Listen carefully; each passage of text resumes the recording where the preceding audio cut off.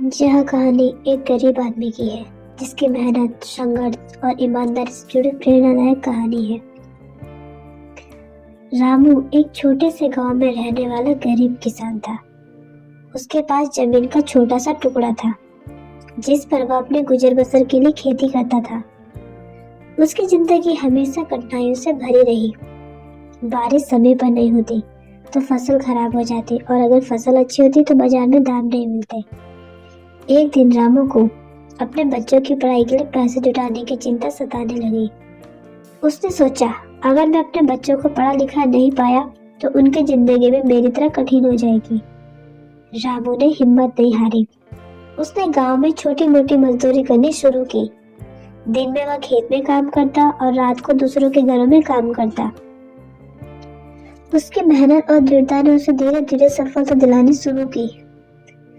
कुछ सालों बाद उसके बच्चे पढ़ाई में अच्छे अंक लाने लगे। उन्होंने अपने पिता के संघर्ष को समझा और मेहनत से पढ़ाई की। रामू का बेटा इंजीनियर बना और बेटी शिक्षिका।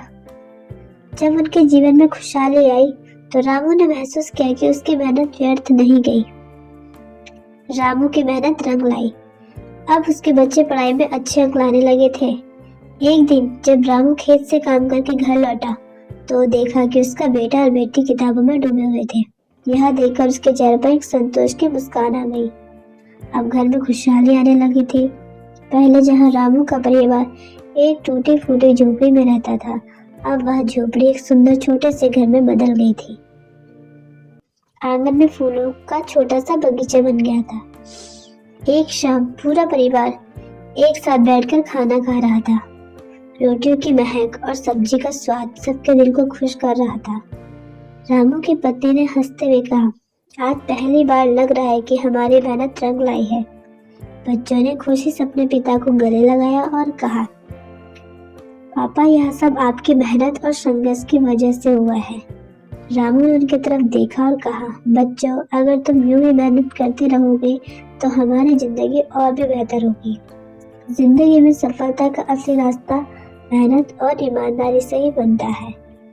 उस रात रामू ने चैन की नींद ली। अब उसके सपने पूरे हो रहे थे और उसके बच्चों का भविष्य उज्जवल था।